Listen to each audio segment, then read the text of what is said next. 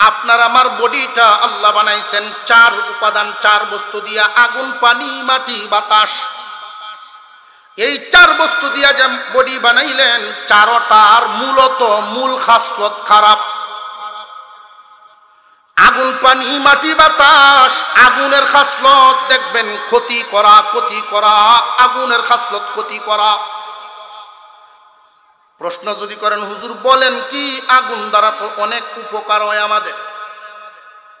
হ্যাঁ, উপকার হয় ঠিক, যদি তার নিয়ন্ত্রণে রাখতে পারেন। যদি তার হালতে ছেড়ে দেন, পুড়িয়া ছাই করে ফেলবো।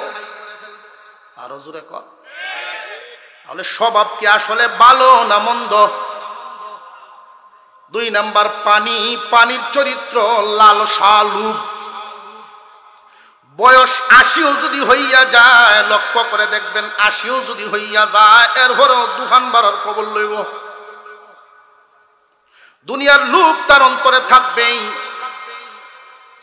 প্যারালাইসিসের রোগী, এরপরেও যদি কোন যে বিয়ে একটা করা এলাই শেষমেশ, তাহলে ভালোই হইল, সেবা করতাল লয়।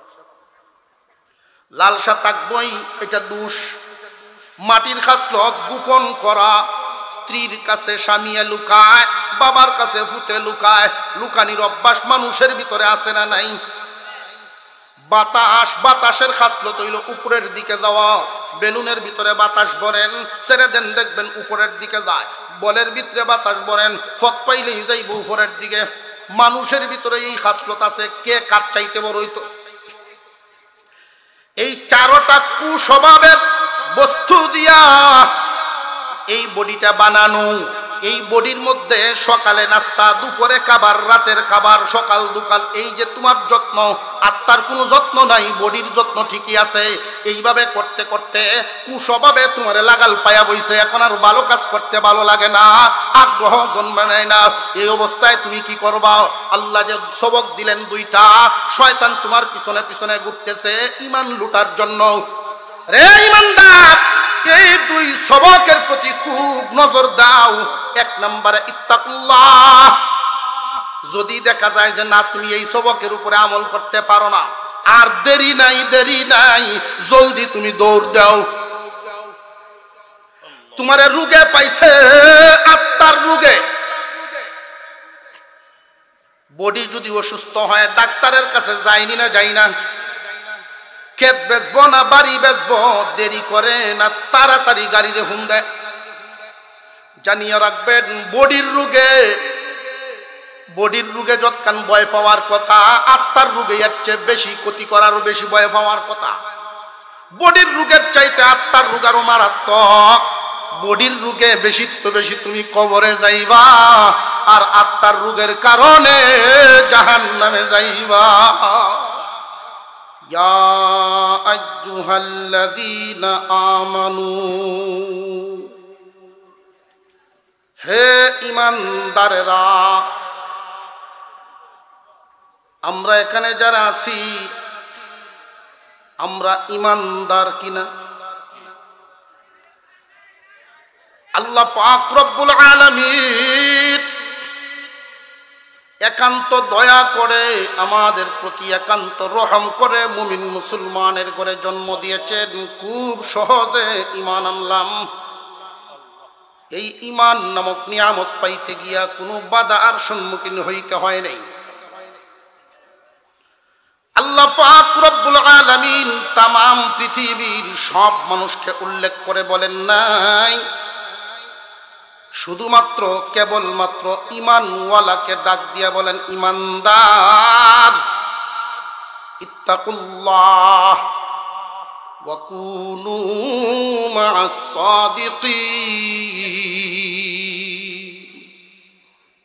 2টা সবক ঈমানদারদেরকে ডাক দিয়েছেন এবং 2টা সবক দিয়েছেন। কুরআনুল কারীমের যত জায়গায় আল্লাহ পাক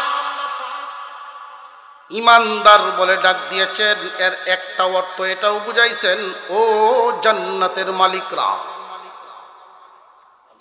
ঈমানদার মানে জান্নাতের মালিক। আর একটু জোরে কর সুবহান। আমরা এখানে যারা আছি অনেকেই হয়তো ইমানের দাম বুঝি না, ইমানের মূল্য বুঝি না। রাস্তা দিয়ে দেখবেন 15-16 বছরের ছেলেরা হুন্ডা চালায়, সাপ যেমনে বেঁকে বেঁকে যায় এমনি যায়, যায় না? এইরকম ছেলে যদি আমি দেখি যে রাস্তা দিয়ে আইতেছে, আমি সাইডে কার হইতে বলে আডাবাদ দিয়া সাইড, বাবা তোর হতে তুই যা। এদেরকে দেখলেই বোঝা যায় এই গাড়িটা তার পয়সার কিনা না, বাপের পয়সার। এই জন্য চালানোর কোনো মায়া নাই। ইমান পাইছি সহজে, এই জন্য এর দয়া মায়াটা মূল্যটাও কম বুঝি। একজন ইমানদারের দাম কত আল্লাহ পাক রব্বুল আলামিন, একজন ইমানদারের মর্যাদা কি দিয়েছেন, মূল্য কি দিয়েছেন আল্লাহর রাসূল বলেন, যতক্ষণ পর্যন্ত একজন ইমানদার দুনিয়ার জমিনে জিন্দা থাকবে, যতদিন পর্যন্ত একজন মানুষ আল্লাহ বলনেওয়ালা থাকবে, আসমান আসমানের জায়গায় থাকবে, জমিন জমিনের জায়গায় থাকবে, পাহাড় পাহাড়ের জায়গায় থাকবে, নড়াচড়া করবে না। যতদিন পর্যন্ত একজন ইমানদারও দুনিয়ার জমিনে জিন্দা থাকবে, এই একজন ইমানদারের উসিলায় তামাম দুনিয়ার সব কিছুই ঠিক রাখবেন। ইমানদারের দাম কম না বেশি? আল্লাহর পয়গম্বর ঘোষণা করেছেন, যাররা পরিমাণ ইমান নিয়েও যদি কেউ দুনিয়া ছাড়তে পারে, যাররা পরিমাণ সূর্যের আলো বেড়ার ছিদ্র দিয়া ঘরে ঢুকে, ওই আলোটার মধ্যে কিছু ধুলাবালি যে উড়ে, যেটা খালি চোখে দেখা যায় না, আলো ছাড়া, এত ছোট পরিমাণ, ক্ষুদ্র পরিমাণ, এই পরিমাণ ইমান নিয়েও যদি কেউ দুনিয়া ছাড়তে পারেন, আল্লাহ রব্বুল আলামিন তারেও 10 দুনিয়ার সমান জান্নাতের মালিকানা দিবেন। হয়তো অপরাধের কারণে সাজা দিবেন, গুনার কারণে জাহান্নামের আগুনে পুরাইবেন, কিন্তু কোনো না কোনো সময় ইমানের বদৌলতে জান্নাত দিবেন। আল্লাহ পাক রব্বুল আলামিন আসমানের নিচে জমিনের উপরে বসবাস করনেওয়ালা সমস্ত মানুষকে ডাক দেন নাই? আমার তিলাওয়াতকৃত আয়াতে মহান আল্লাহ ইমানদারকে ডাক দিয়া বলেন, তুমি অন্যদের মতো নও, তুমি দামি মানুষ। কেন জানোনি? তোমার কাছে ইমান নামক দৌলত আছে। যদিও তুমি ইমানের দাম বুঝো না, কিন্তু তোমার পিছনে ইমান নষ্ট করনেওয়ালা যে ঘুরে, সেটিকেই ইমানের দাম বুঝে। আমরা যদিও ইমানের দাম বুঝি না, এই ইমান লুটার জন্য যে ঘুরতেছে সেটিকেই বুঝে ইমানের দাম কত। যাররা পরিমাণ ইমান নিয়েও যদি কেউ দুনিয়া ছাড়ে, আল্লাহ তারেও জান্নাত দিয়া দিবেন। সুতরাং শয়তানের টার্গেট হলো ইমান হারা করে বিদায় করা। আল্লাহ পাক রব্বুল আলামিন বলেন, মায়ার বান্দারা রে, আমি আল্লাহ বড় আদর করে তোরারে বানাইছি, এই জন্য পরামর্শ দিলাম, সবক 2টা গ্রহণ করো, ইমান নিয়ে দুনিয়া ছাড়ো।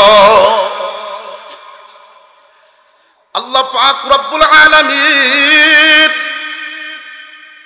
অত্যন্ত দয়া করে মুমিনের ঘরে জন্ম দিয়েছেন, ইমানদার হওয়ার সুযোগ করে দিয়েছেন। এখন আমাদের কাজ হলো ইমান নিয়ে যেন দুনিয়া ছাড়তে পারি। শয়তানের কাজ হলো ইমান লুটা, আর আমার কাজ থাকবে ইমান হেফাজত করা। কিয়ামতের কঠিন ময়দানে বাম হাতে আমলনামা নিয়ে দাঁড়াইবে কাফেরদের কাতারে, অথচ দুনিয়ায় ছিল মুসলমানদের সমাজে। ডাক দিয়া ডান হাতে আমলনামা যারা পাবেন, ডাইকা ডাইকা জিগাইব, কি গো অমুক ভাই, তুমি না দুনিয়াতে মুসলমানের সন্তান ছিলা, তুমি না মুসলমান আসলা? আজকে বাম হাতে আমলনামা নিয়ে কাফেরদের কাতারে দাঁড়াইলা, কারণটা কি? আফসোস করবে, হাইহুতাশ করবে, আর বলবে যদিও আমি মুসলমানের ঘরে জন্ম নিলাম, মুসলমানের সমাজে থাকতাম, বড় বড় কুরবানি দিতাম, কিন্তু আমার বড় বদনসিব, দুনিয়া ছাড়ার সময় ঈমান নিয়ে আসতে পারি নাই। কথা বুঝে আসতেছে? ঈমান নামক দৌলত নিয়ে দুনিয়া ছাড়তে হবে। আল্লাহ দয়া করে মুমিনের ঘরে জন্ম দিছেন, ঈমানদার হওয়ার সুযোগ দিছেন। এখন আমাদের দায়িত্ব ঈমান লইয়া দুনিয়া ছাড়া। ঈমান লইয়া যেন দুনিয়া ছাড়বার পারি। আল্লাহ পাক পরামর্শ দিছেন কয়টা? দুইটা। সবক কয়টা? এক নাম্বার সবক ইত্তাকুল্লাহ, আল্লাহকে ভয় করো, আল্লাহকে ভয় করো। মুফাসসিরিনে কেরাম ইত্তাকুল্লাহর ব্যাখ্যা সারা জীবন বর করে গেছেন, এরপরেও বলেন আল্লাহকে কেমনে চললে ভয় করা হয় এখনো শেষ করে বুঝতে পারি নাই। হযরত উমর ফারুক রাদিয়াল্লাহু তাআলা আনহু, আল্লাহর পয়গম্বরের 2 নম্বর খলিফা, খলিফাতুল মুসলিমিন ওমর, আল্লাহ পাক রব্বুল আলামিন উনার মর্যাদা কম রাখছেন না বাড়াইছেন? কি পরিমাণ বাড়াইছেন! মদিনায় ঘুমাইছেন রাতের বেলায়। আলী রাদিয়াল্লাহু আনহু ঘুমায়া স্বপ্নে দেখেন পয়গম্বরের পিছনে ফজরের জামাত পড়তেছেন।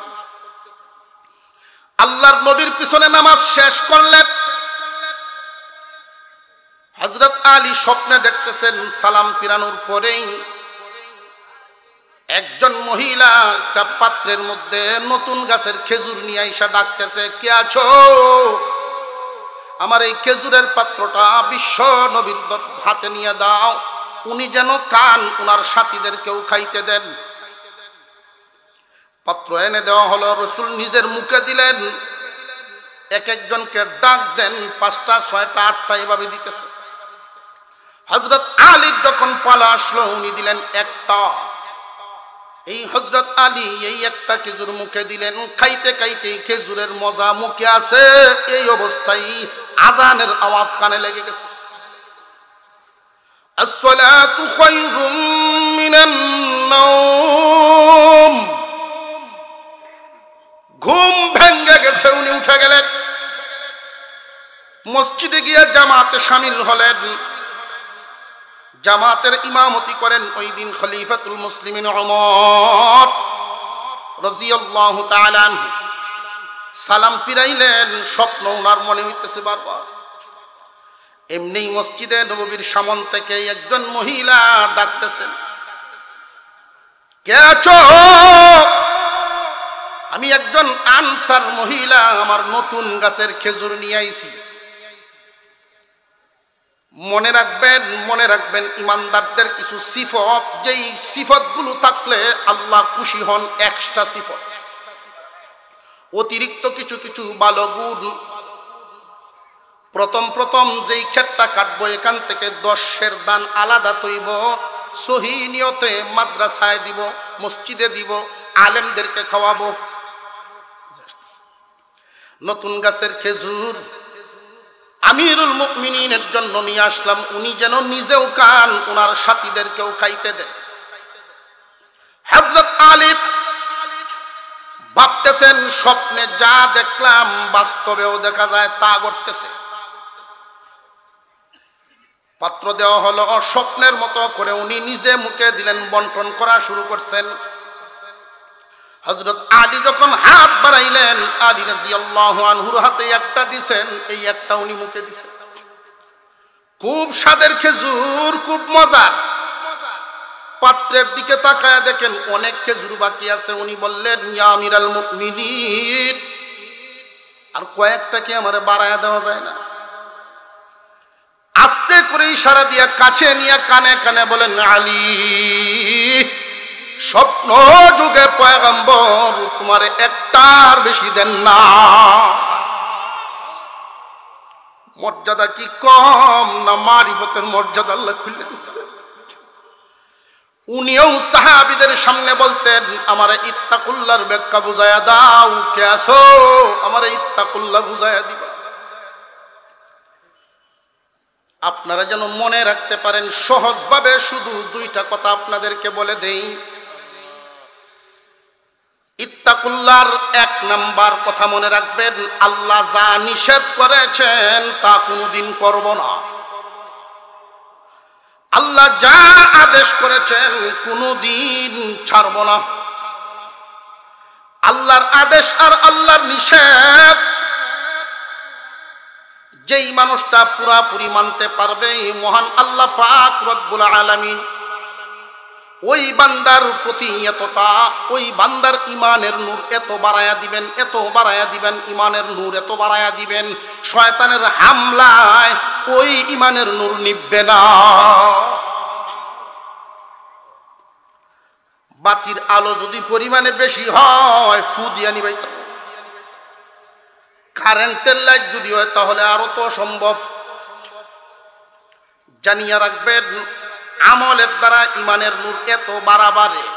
এমন বুজুর্গানে দিন আল্লাহ পাকের জমিনে, এমন বুজুর্গানে দিন আছেন, চলতে ফতে হাঁটতে পারেন না, কাঁধে বট দিয়া হাঁটেন, বাথরুমে গেলে দুইজনে নেয়, ওযু করায় তিনজনে। কিন্তু যদি যায় নামাজের দাঁড় করায় দেন, নামাজ পড়তে আছেন ঘন্টাকে ঘন্টা, আল্লাহর সামনে দাঁড়ায় থাকেন, শরীরে দুর্বলতা না। এটা কিসের জোর? ইমানের নূর। ইত্তাকুল্লাহর উপরে আমল করবে যারা, আল্লাহ পাক তাদের ইমানের নূর এত বাড়ায়া দিবেন। আল্লাহ পাক যা নিষেধ করেছেন তা মানো, সাবধান আল্লাহর নিষিদ্ধ কাজের দিকে কদম বাড়াইবা না। এই জন্য দুনিয়াবি ক্ষতি হয়ে গেলে যাবে, তো আল্লাহ নিষেধ করেছেন এই কাজ তোমার দ্বারা যেন না হয়। আল্লাহ আদেশ করেছেন এই কাজ তুমি যেন না ছাড়ো। হারাম আর ফরজ মনে রাখবেন, হারাম কাজ করা যাবে না, ফরজ ওয়াজিব ছাড়া যাবে না। এই দুইটা কথা মনে রেখে সুন্নত মুস্তাহাবের দিকে অবস্থা, যার বেশি যত সে ধনী তত। যার বেশি যত, অতিরিক্ত আমল যে যত বেশি করবে, তার মর্যাদা আল্লাহর দরবারে তত বাড়বে। এই জমিনের মধ্যে অনেক মানুষ এমন আছেন, জমিনের মধ্যে এমন মানুষ এমন আছেন, খুব লক্ষ্য করে শুনবেন কথাটা, চাকরি করে শুধু এক লাইনেই টাকা কামায়, ভিন্ন কোনো অভিজ্ঞতা তার নাই, দুনিয়া কামানো আছে না নাই? আর এমন মানুষও আছে আটকে গেলেও ইনকাম হয়, দুনিয়া কামানো আছে না নাই? কেউ কেউ আছে এক কাম ছাড়া দুই নম্বর কোনো কাম আর পারে না, একটাই শুধু জানে। আর এমন মানুষও আছে আটকে গেলেও ইনকাম হয়। দুনিয়াতে যেমন যার যত টাকা বেশি তার তত পজিশন, সম্মান, ইজ্জত বেশি, বিলাসিতা বেশি। আখিরাতে যার যত হবে নেকি বেশি তার তত বিলাসিতা বেশি।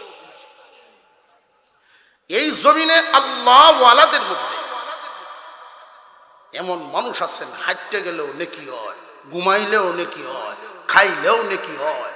অর্থাৎ একটু গভীরভাবে কয়েকটা কথা বোঝাই। আল্লাহ যে বললেন ইত্তাকুল্লাহ, আল্লাহকে ভয় করো। প্রথম প্রশ্ন হলো, আমরা কারা কারা আল্লাহকে ভয় করি? একটু হাত তুলে দেখাইবেন আমার? আলহামদুলিল্লাহ, সবাই তো, শুধু আমাদের এখানে না, সার দুহানো যারা আমার এই কথা শুনতেছে হেন থেকে মনে হাত তুললেছে ডরাই।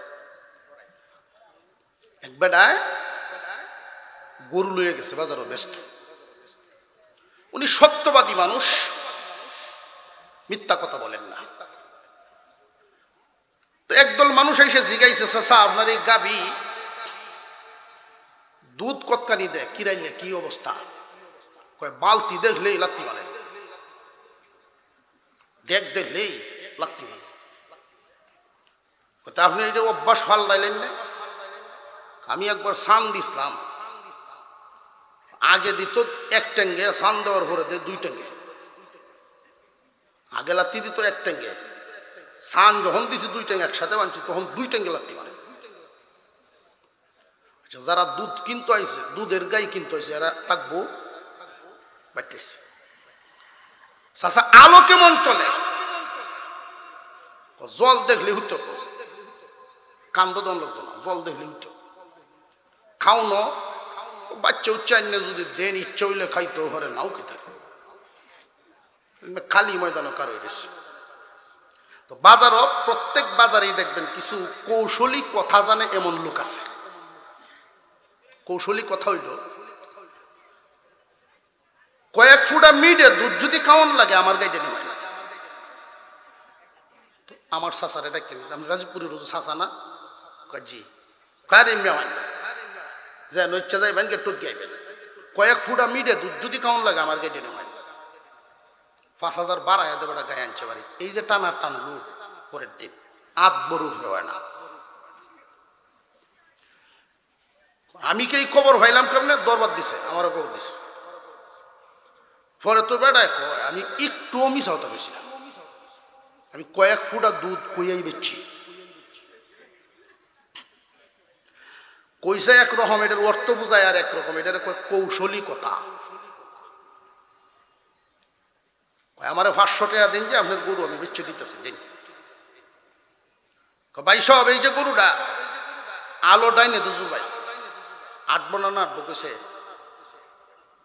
হুদবো না কারাতার বইটা তো কোনো আলাদা নাই। ডাইনে দুজুর বাইনের অর্থ হইল ডাইনা গরু সবল থাকে, ইচ্ছা মতো টান বাই, দুধ লয়ে কোনো চিন্তা নাই। তুতা থাকবো না থাকবো এই আলাপ আছে, কৌশলী আলাপ। খাওয়ান লয়ে কোনো চিন্তাই নেই। এখন বীর হইয়াছে গায়ে কাস্টমারের মালি হে কয় বাবা আমার এই গরু বেচতাম না। কে রে? ওইটার যে এত গুণ এটা তো আমি জানি না। একটা গুণও আপনার এই গরুত নাই, সব আমার মুহ। আমরা এখানে যারা দোকানে যারা যারা যারা আমার কথায় হাত উঠাইছি, সকলের ভিতরে আল্লাহর ভয় কি সমান? আরো জোরে কর। 5 ওয়াক্ত নামাজ পড়ে না এমন মানুষ আমাদের সমাজে আছে না নাই? আরো জোরে কর। আছে কি কম না বেশি? যেই সমাজের মানুষের ভিতরে আল্লাহর ভয় থাকবে ওই সমাজের মসজিদের হালত হবে জুমায় যেই পরিমাণ মুসল্লি, ফজরেও সেই পরিমাণ মুসল্লি। আল্লাহর ভয় যেই সমাজের ভিতরে থাকবে, সুদ থাকবে না, বেপরদা থাকবে না, আল্লাহর হুকুম অমান্যকারী থাকবে না। আসলে তো আল্লাহর ভয় যেই পরিমাণ টাকার কথা এই পরিমাণ নাই। মানুষের সুঅভ্যাস আর কুঅভ্যাস, সুস্বভাব আর কুস্বভাব। আমাদের যে বডিটা, এই বডির মধ্যে 2টা অংশ, একটার নাম বডি আর একটার নাম আত্মা। বডি বানাইছেন আল্লাহ পাক রব্বুল আলামিন মাটি দিয়া, আত্মা পাঠাইছেন আল্লাহর পক্ষ থেকে। বিভিন্ন মসজিদে আজান হইতেছে, হোক এখানে আজান হইব, জমাতো হইব ইনশাআল্লাহ। আমরা শরীরের এক একটা অঙ্গের আলাদা আলাদা নাম আছে না নাই? সারা বডির মধ্যে মানুষ কোন জায়গার নাম আপনি খুঁজে পাইবেন নি কেউ? আত্মা এবং বডি 2টা যদি একসাথে থাকে তখনই এই মানুষটারে মানুষ বলে। যদি আলাদা হইয়া যায় লাশ এবং আত্মা হইয়া যায়। একসাথে থাকলে মানুষ, 2টা একসাথে থাকলে আলাদা একটা নামকরণ হয়। এটা সাদা কাগজ, এই দিক দিয়ে কালি লাগার কারণে হুস্টার নাম হয়েছে। এক জায়গার কালি আর এক জায়গার কাগজ, 2টা একসাথে হওয়ার কারণে নাম হয়ে গেছে হুস্টার। এক জায়গার বডি আর এক জায়গার আত্মা একসাথে থাকলে এর কয় মানুষ। এই বডি যত্নের জন্য জমিন থেকে আল্লাহ খাদ্যের ব্যবস্থা করেছেন। বডি ঠিক রাখার জন্য, আত্মা ঠিক রাখার জন্য আল্লাহর পক্ষ থেকে খাদ্য পাঠাইছেন। কবুল আল্লাহ পাক রব্বুল আলামিন যে বললেন ইয়া আইয়ুহাল্লাযীনা আমানুত্তাকুল্লাহ ওয়া কুনু মা'আস সাদিকিন।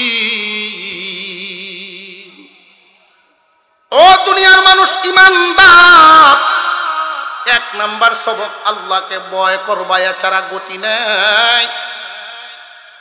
যদি দেখা যায় তোমার অভ্যাস এমন হয়ে গেছে, তোমার মনে চায় নামাজ পড়তা, কিন্তু এই মনে চাওয়াটাই, এই ইচ্ছাটা বেশি সময় টিকে না, আবার গুনাহে ধাবিত হয়ে যাও।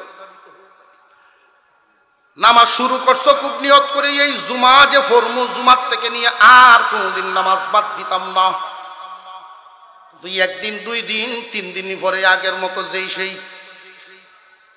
কারণটা কি? কারণ হলো এই বডির খাদ্য টিকেই দিতেছ, সকালেও নাস্তা, দুপুরে খাবার, রাত্রের খাবার সব ঠিক আছে, আত্মার কোনো খুরাক তোমার দেওয়া হইতেছে না। মুসলমান ইমানদার ভাইয়েরা আমার, কুস্বভাব এবং সুস্বভাব, যখন তোমার কুস্বভাবগুলো পরিবর্তন হইয়া সুস্বভাবে পরিণত হবে, তখন তোমার অবস্থা হবে এমন, হাঁটলেও সওয়াব, ঘুমাইলেও সওয়াব, খাইলেও সওয়াব, গোসল করলেও সওয়াব, এমন কি পেশাব পায়খানাও সওয়াব। ইত্তাকুল্লাহর উপর আমল করতে যদি তোমার দেখা যায় কমতি হইতেছে, তখন কি করবা? কথা বুঝে আসতেছে? সবক কয়টা কইছিলাম? ইয়া আইয়ুহাল্লাযীনা আমানুত্তাকুল্লাহ ওয়া কুনু মা'আস সাদিকিন।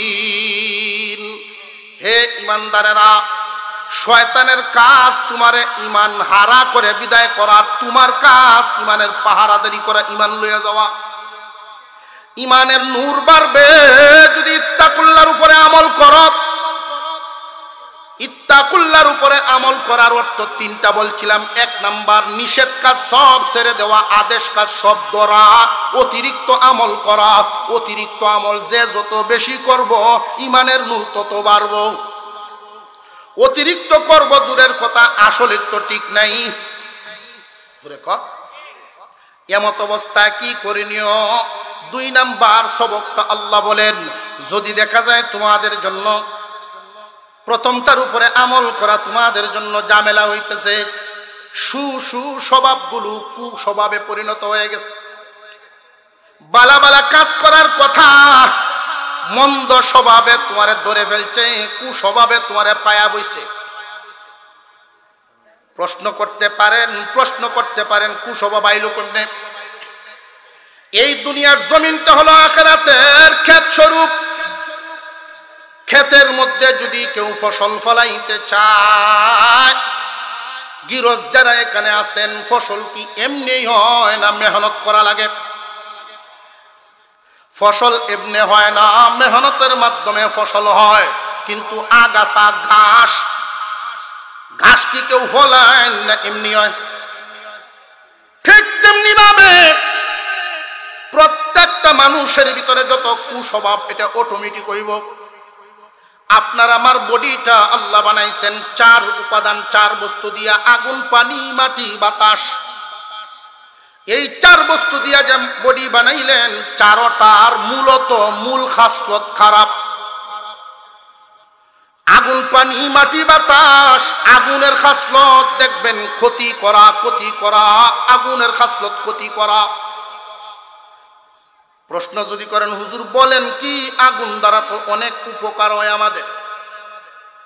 হ্যাঁ, উপকার হয় ঠিক, যদি তার নিয়ন্ত্রণে রাখতে পারেন। যদি তার হালতে ছেড়ে দেন, পুড়িয়া ছাই করে ফেলবো। আরো জোরে কর। তাহলে স্বভাব কি আসলে ভালো না মন্দ? 2 নাম্বার, পানির চরিত্র লালসা, লোভ। বয়স 80ও যদি হইয়া যায়, লক্ষ্য করে দেখবেন, 80ও যদি হইয়া যায়, এরপরেও দুহান বাড়ার খবর লইব। দুনিয়ার লোভ তার অন্তরে থাকবেই। প্যারালাইসিসের রোগী, এরপরেও যদি কোন যে বিয়ে একটা করা এলাই শেষমেশ, তাহলে ভালোই হইল, সেবা করতাল লয়। লালসা থাকবই, এটা দোষ। মাটির খাসলত গোপন করা, স্ত্রীর কাছে স্বামীয়ে লুকায়, বাবার কাছে ভূতে লুকায়। লুকানির অভ্যাস মানুষের ভিতরে আছে না নাই? বাতাসের খাসলত হইল উপরের দিকে যাওয়া। বেলুনের ভিতরে বাতাস ভরেন, ছেড়ে দেন দেখবেন উপরের দিকে যায়। বলের ভিতরে বাতাস ভরেন, ফত পাইলেই যাইব উপরের দিকে। মানুষের ভিতরে এই খাসলত আছে। কে কার চাইতে বড় হইতো? এই চারটা কুস্বভাবের বস্তু দিয়া এই বডিটা বানানো। এই বডির মধ্যে সকালে নাস্তা, দুপুরে খাবার, রাতের খাবার, সকাল দুকাল। এই যে তোমার যত্ন, আত্মার কোনো যত্ন নাই, বডির যত্ন ঠিকই আছে।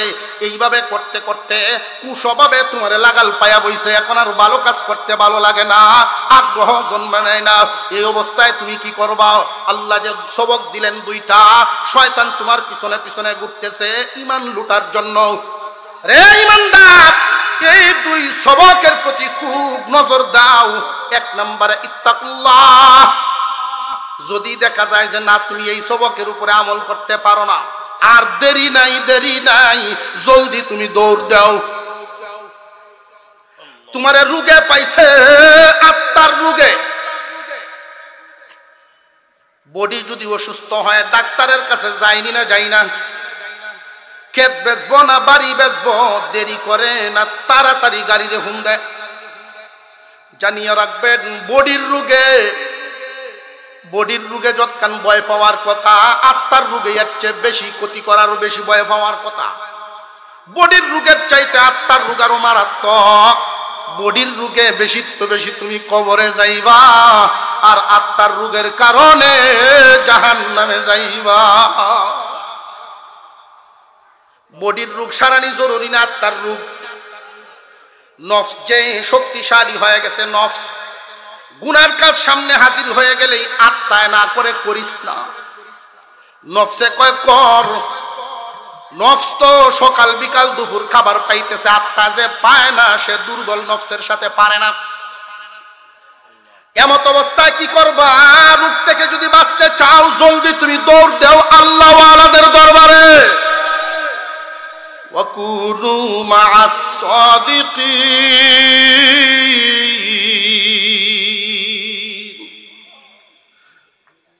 যদি বাঁচতে চাও, নফসের হালত আল্লাহ ওয়ালাদের সামনে লইয়া যাও।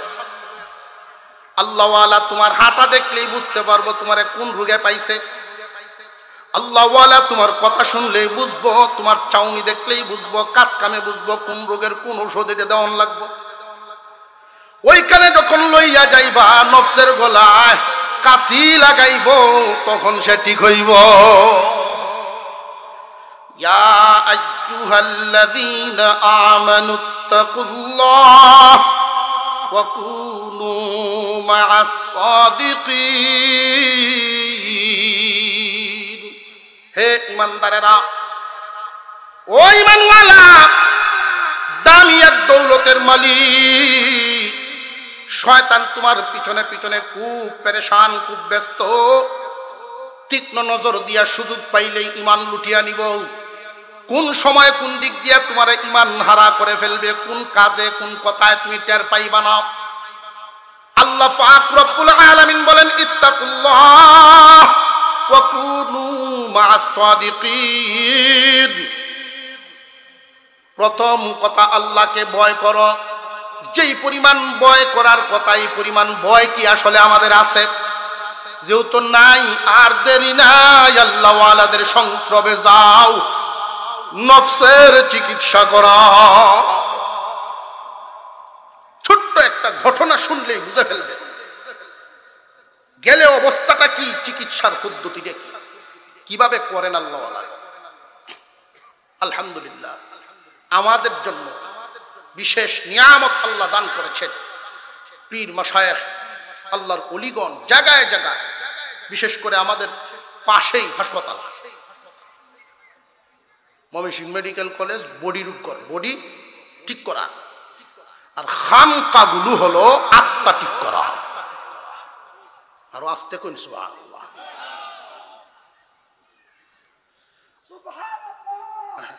বেশি গরম হইল। হুজুরের নামে নামে, আমাদের পিসা হুজুরের নামে নামে ভারতবর্ষে একজন আল্লাহর ওলি ছিলেন আব্দুল কুদ্দুস গঙ্গোহী রাহমাতুল্লাহি আলাইহি। বড় বড় পীর মাশায়েখ যারা আছেন উনার সোহবতে যাইতেন শাইখুল হাদিস মুহাদ্দিস, শাইখুল হাদিস মুহাদ্দিস, বড় বড় আল্লাহ ওয়ালাগণ আল্লাহ ওয়ালা হইছেন এই দরবারে গিয়া।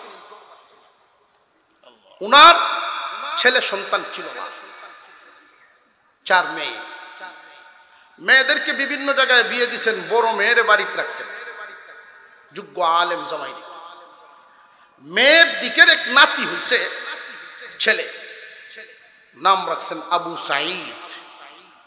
এই আবু সাঈদ গঙ্গোহীকে আব্দুল কুদ্দুস গঙ্গোহী রাহমাতুল্লাহি আলাইহি খুব আদর করতেন। নাতি কান্দ লইতেন, কুলো রাখতেন। নাতিরে যখন আদর করে কান্দ লইন, বড় বড় মুহাদ্দিসরা দৌড়ে হুজুর আমাকে দেন, হুজুর আমার কাছে দেন। সব আল্লাহ ওয়ালাগণ আলেম উলামা আবু সাঈদকে খুব বেশি আদর করতেন। ফিরেন নাতি, এই আদরে আদরে সে হয়ে গেছে একজন বাদর। কিরকম বাদর? আলেমকে আলেম মনে হয় না, নফস রোগে আক্রান্ত হয়ে গেছে। নানা মারা গেছেন, বহুদিন পরে ওনার আম্মা শুধু কান্দেন, আল্লাহ আমার পুত্রে তুমি হেদায়েত দাও। ঘুরতে ঘুরতে একদিন এক মসজিদের পাশে গেছেন। মসজিদের পাশে গিয়ে মুয়াজ্জিন সাহেবকে ডাকতেছেন, খুব ভালো করে শুনবেন কথাগুলো। মুয়াজ্জিন, এই ডাকটা কি ভদ্রতার ডাক না অভদ্র ডাক? যার রোগ, নফসের রোগ আছে, তার কথার সৌন্দর্যতা, চলার সৌন্দর্যতা নাই, কাজের সৌন্দর্যতা নাই, অর্থাৎ সৌন্দর্য জিনিসটা তার নষ্ট হয়ে যায়। মুয়াজ্জিন মুরব্বী মানুষ, 46 বছর যাবত এই মসজিদে উনি আজান দেন। মুরব্বী দৌড়ায় আছেন, ভাইজান ভাইজান কেন? অর্থাৎ উনিও তার নানার মুরিদ ছিলেন, নীরব একজন বুজুর্গ এই মুয়াজ্জিন সাহেব। 46 বছর যাবত 5 ওয়াক্ত আজান দেন। তার নামাজ কি কাজা আছে? আল্লাহ আল্লাহর ঘর সাফ করেন। যারা আল্লাহর ঘর সাফ করে, আল্লাহ তাদের কলব সাফ করে দেন। ডাকতেছেন, উনি দৌড়াইছেন, ভাইজান আমার একটু পানি খাও। উনি উনার লুটাটা দিয়ে, মাটির লুটা দিয়ে পানি এনে দিছে। পানি খাইয়া খাইছে ও খারইয়া গড়গড়াইয়া। এটি কি তরিকা মতো হইছে না তরিকা ছাড়া? খায়া যে সময় থইছে, এই যে গরমিতে থইছে, তো মাটির এই লুটা গেছে গা ভাঙ্গিয়া। এখন তো মুরব্বীটা কান্দন লইল, খুব কান্দাছে। আবু সাঈদে দিছে এক ধমক, এডেলেন কান্দন লাগে বেটা, 6টাতে যায় এমনি। ভাইজান আমি এই জন্য কান্দি না, এই লুটার সাথে আমার অনেক গভীর সম্পর্ক। এই লুটার সাথে কেমন সম্পর্ক জানেননি? আমার চাকরির বয়স আজান দেওয়া শুরু 6 বছর, লুটার বয়স কত বছর?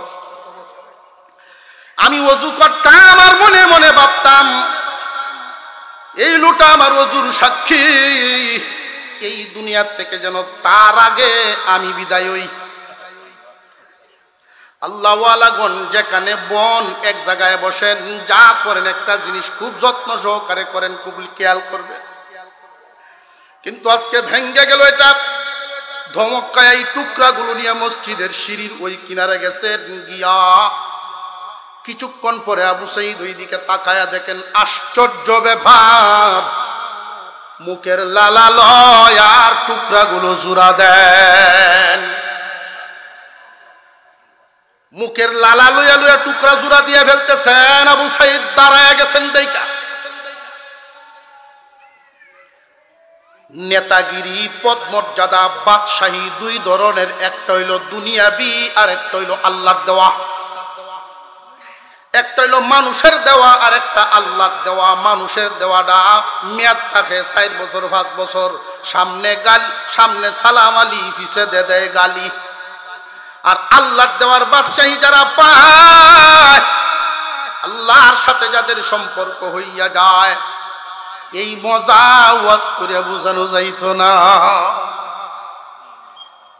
দৌড়ায় গেছেন। এটা কোন ধরনের দৌলত পাইছেন আপনি? কি নিয়ামত পাইছেন আপনি? এই দৌলত আমারেও শিখাইতে হবে।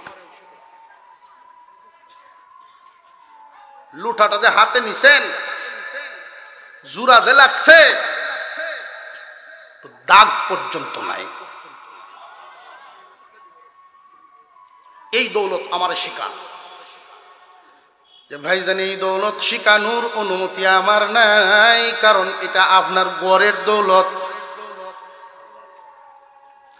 আমি আপনার নানার দরবারে থাকতাম, মনে আছে নি? ছোটবেলায় দেখতেন, আপনার নানার ওইখান থেকে আনছি, দেওয়ার অনুমতি আমার নাই। খলিফা লাগে, আমি কই গেলে পাইমু? আমার ঘরের দৌলত আমি কই পাইমু? পাগল হয়ে গেছে, এখন পাগল হয়ে গেছে। এই দৌলত কই পাইতাম? যে আপনার নানা জানের যত খলিফাগণ সবাই তো মারা গেছেন, একজন জিন্দা আছেন আমার জানা মতে, নিজামুদ্দিন বলখি রহমতুল্লাহি আলাইহি। তখন উনি জিন্দা, ওই বুড়ায় কয়ে দিছেন, নিজামুদ্দিন বলখি আপনার নানার খলিফা, এই একজনই জিন্দা আছেন, ওই সিলসিলা ওইখানে যাইতে পারেন। খুব জলদি চলে আসতেন আম্মাজান, বাড়িতে ডাকতেছেন, আম্মাজান আমি আমার নানার দৌলতের তালাশে বেরোই। হাউমাউ করে কাঁদতেছেন আব্দুল কুদ্দুস গঙ্গোহী রহমতুল্লাহি আলাইহির বড় মেয়ে। বহুদিন পরে বুঝি আল্লাহ তুমি আমার পুত্রে কবুল করছো, নানার দৌলতের তালাশে বেরোইব, নিজামুদ্দিন বলখির দরবারে যাইব। চিঠি পাঠায়া দিছেন, আগে বাইর হইছেন তিনি 1 সপ্তাহ পরে। নিজামুদ্দিন বলখি পীরের নাতি আসতেছে শুইনা, খানকা ছেড়ে দিয়া 3 মাইল দূর পর্যন্ত আগায় চলে আসছেন আজ্ঞা নিতে। পীর সাহেবের নাতি আইতেছে।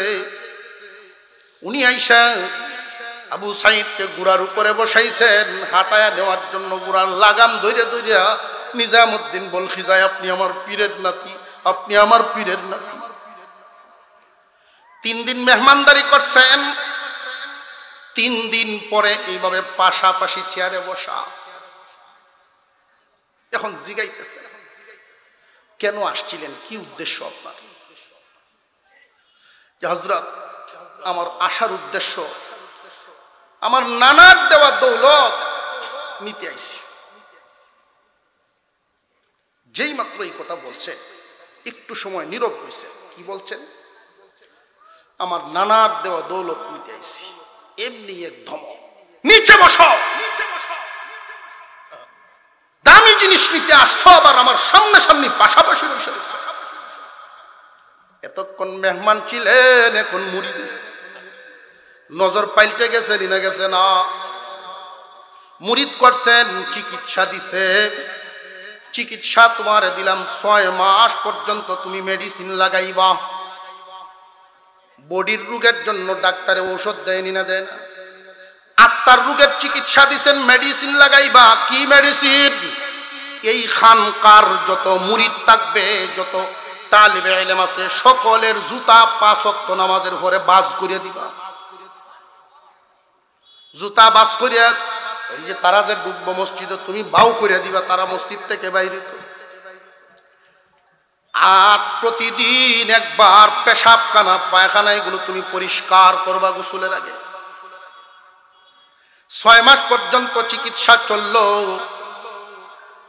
নিজামুদ্দিন বলখি জারুদার রে ডাকতেছেন, জারুদার শুনাইয়া পারি সাফ করে যায় শুনে যান। কি যে আজকে ময়লা ঝাড়ু টারু দিয়া ময়লার টুকরিটা লইয়া যখন ফালানি যাও, একটা বাহানা ধরিয়া আবু সাইদের উপরে ফালাইয়া দিও। ফালাইয়া দেওয়ার পরে সে কি ভাবটা ধরে তোমার সাথে কি আচরণ করে আমার টেন কইও। ওনার উদ্দেশ্য দেখি 6 মাসের চিকিৎসায় তার আসর বা পরিবর্তন কি আসছে। যেভাবে বলছেন এইভাবে করছেন, উষ্টা খাওয়ার বন্ধুরে ফেলাই দিচ্ছেন, জারিয়া ফালায় আর কয় হ্যাঁ বলক দেখিয়া গঙ্গু হইলে বুঝদারলে জারু দ্বারা হুজুর এই কথা বলছেন আর কিছু করেন নাই। কাহারে এই আবু সাইদ যদি ওইখানে হইতো মাসি বোনের লাগেন দিছে না, সে আমার সাথে কাজে লেগে এরকম বদ স্বভাব। 6 মাসের চিকিৎসায় নিজামুদ্দিন বলখি বলেন অর্ধেক হইছে অর্ধেক রইছে। ডিউটি পাল্টাই দিচ্ছেন, মেডিসিন পাল্টাই দিচ্ছেন। আমার এই কুকুরগুলো, শিকারীর কুকুরগুলো, এগুলো সেবা যত্ন করবা। আমার সাথে যেদিন যাইবা কুকুরগুলো তুমি হেফাজত করবা। বেশ কিছুদিন কুত্তার রাখালি অর্থাৎ নফসকে কি পরিমাণ খেসনি। যেদিন শিকারে গেছিলেন 4টে কুকুর সাথে, কুত্তার দৌড়ে হোকটায় হোক দিকে যায়, পিসাব নিষেধ করছে, সুট্টার তো না একটাও।